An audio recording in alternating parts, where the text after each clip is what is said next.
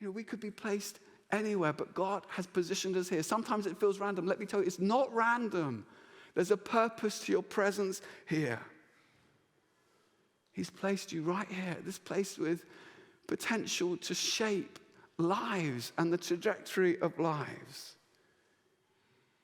A global crossroads, a place where culture is formed. And there's this opportunity to sow into the lives of hundreds of people.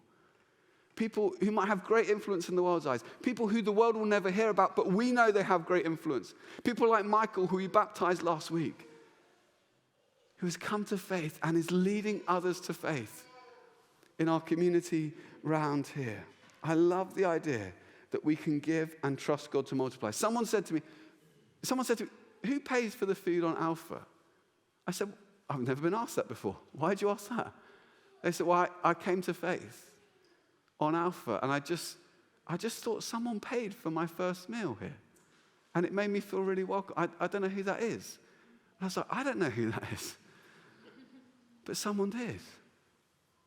Just think, giving and trusting God to multiply, giving and knowing that it's bearing a harvest of righteousness, giving and knowing there's a chain reaction going across the generation and through the generation, and people you might never meet this side of eternity will be impacted by your faithfulness and your generosity, and in years to come they might turn and say, oh, you were part of that.